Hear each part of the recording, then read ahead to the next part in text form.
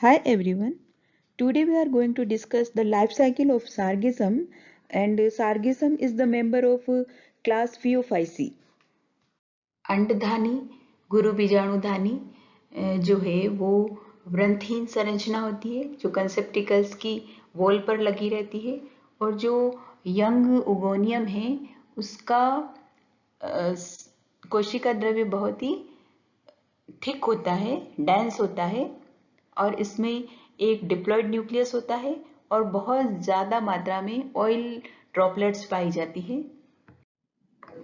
कंसेप्टिकल्स के वॉल की कोई भी एक फर्टाइल सेल से उगोनियल इनिशियल या अंडधानी प्रारंभिका के रूप में काम करना शुरू कर देती है, और ये सेल आकार में बहुत बड़ी हो जाती है और इसमें ट्रांसफर डिवीजन होता है। देखिए यहाँ पर उगोनियल इनिशियल या उगोनियल पेपिला बन गया है। इस पेपिला में ट्रांसफर डिवीजन होता है। छोटी या अंदर की तरफ स्टक कोशिका या वृंत कोशिका और बाहर की तरफ अंडधानी कोशिका या उगोनियल सेल बनती है। स्टिक सेल में आगे कोई भी डिवीजन नहीं होता है।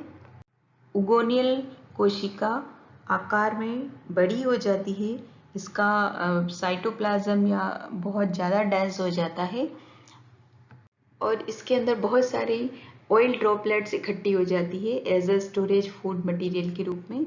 अब इसका जो न्यूक्लियस है, न्यूक्लियस काफ़ी बड़ा होता है। इस न्यूक्लियस में अर्धसूत्री विभाजन होता है और फिर एक समसूत्री विभाजन होता है, जिससे कि उगोनियल सेल में टोटल 8 हैप्लॉइड न्यूक्लियस बन जाते हैं, 8 हैप्लॉइड न्यूक्लियस बन जाते हैं। अब इनमें से केवल एक न्यूक्लियस जो है वो सेंटर में आ जाता है और बाकी के जो 7 न्यूक्लियस हैं वो पेरीफेरी पर या इस जो बीच का न्यूक्लियस है इसको चारों तरफ से घेर लेते हैं। फर्टिलाइजेशन से पहले ये जो 7 पेरिफेरल न्यूक्लियस हैं, ये न्यूक्लियस डिजेनरेट हो जाते हैं, नष्ट हो जाते हैं। केवल एक सेंटर का जो न्यूक्लियस है वही फंक्शनल न्यूक्लियस के तौर पर काम करता है। और जब ये न्यूक्लियस पूर्ण रूप से मेच्योर हो जाता है तो ऑस्टियोल के द्वारा उगोनियम का निष्कासन हो जाता है, उगोनियम बाहर आ जाती है। लेकिन ये उगोनियम ऑस्टियोल से तो बाहर आ जाती है, लेकिन ये जो उगोनियम है वो जिलेटिनस स्टक के माध्यम से अभी भी श्लेष्मक वृंत के माध्यम से कंसेप्टिकल्स की वॉल से जुड़ी रहती है, पूरी फ्री नहीं होती है। केवल जिलेटिनस एक कांटेक्ट बना रहता है उगोनियम और कॉन्सेप्टिकल्स की वॉल के बीच में। बहुत सारे पोमड़ू या एंथीरोजोइड्स या स्पर्म्स उगोनियम के चारों तरफ इकट्ठे हो जाते हैं और जो एग है वो उगोनियम के अंदर ही रहता है, उगोनियम से रिलीज नहीं होता है। उगोनियम के अंदर रहकर ही एग में फर्टिलाइजेशन का प्रोसेस कंप्लीट होता है और ये उगोनियम कंसेप्टिकल से म्यूसिलेजिनस स्टक के माध्यम से जुड़ी रहती है। बहुत सारे पुमड़ू इस उगोनियम के चारों तरफ इकट्ठे हो जाते हैं और केवल एक पुमड़ू ही एक सेल को फर्टिलाइज कर सकता है। बाकी के जब फर्टिलाइजेशन का प्रोसेस पूरा हो जाता है तो बाकी के पुमड़ू यहाँ से हट जाते हैं और एक डिप्लॉयड जाइगोट का निर्माण हो जाता है, द्विगुणित जाइगोट का निर्माण होता है। उस द्विगुणित जाइगोट के चारों तरफ जाइगोटिक सेल वॉल का भी निर्माण हो जाता है। जब ये जाइगोट अंडधानी की भित्ति से घिरा रहता है और अंडधानी भी कंसेप्टिकल्स की वॉल से म्यूसिलेजिनस स्ट्रैंड से जुड़ी रहती है, तभी जाइगोट में अंकुरण प्रारंभ हो जाता है।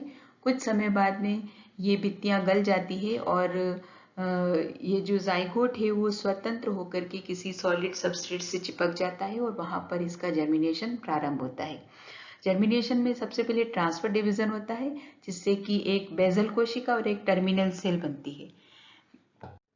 बेजल सेल से प्रारंभिक मूलाभास बनते हैं या प्राइमरी राइजोइड्स का निर्माण होता है, जबकि जो टर्मिनल सेल है उससे मेरिस्टेम, कॉर्टेक्स और मेडुला में मेडुलर सेल्स बनती है और ये जो सेल्स बनेंगी वो इन तीनों में डिफरेंशिएट हो जाती है, विभेदित हो जाती है। कुछ सेल पेरिस्टोडम बनाती है, कुछ वल्कुट बनाती है और कुछ मेड्यूला बनाएंगी। और इसके बाद इसमें एक ट्रायंगुलर शेप की सेल बन जाती है, जिससे कि पूरी प्लांट बॉडी फॉर्मेशन होता रहता है और एक नया प्लांट सार्गेसम का बन पाता है। सार्गेसम की लाइफ साइकिल या जीवन चक्र की बात करें तो सार्गेसम की लाइफ साइकिल डिप्लॉन्टिक प्रकार की होती है, द्विगुणित प्रधान होती है। द्विगुणित प्रधान हम इसलिए कह रहे हैं क्योंकि प्लांट बॉडी जो है वो स्पोरोफाइटिक होती है, बीजाणुद्भिद प्रकार की प्लांट बॉडी होती है। और बीजाणुद्भिद प्रकार जो होता है वो उस प्लांट बॉडी में जो सेल्स हैं वो डिप्लॉयड नेचर की होंगी, द्विगुणित अवस्था की सेल्स पाई जाती है। इसीलिए जो लाइफ साइकिल है उसे हम डिप्लॉन्टिक लाइफ साइकिल कहते हैं। प्लांट में केवल सेक्सुअल रिप्रोडक्शन के टाइम, गैमेट फॉर्मेशन के टाइम ही अर्धसूत्री विभाजन होता है, जिससे कि हैप्लॉइड युग्मक बनते हैं, हैप्लॉइड गैमेट्स बनते हैं। इन गैमेट्स में फिर से सेक्सुअल रिप्रोडक्शन के दौरान फिर से फ्यूजन होगा, फिर से फर्टिलाइजेशन होगा और फिर से जाइगोट जो कि डिप्लॉइड स्ट्रक्चर है उसका निर्माण होता है और इससे आगे जाकर के स्पोरोफाइटिक डिप्लॉइड स्पोरोफाइटिक प्लांट का निर्माण होता है।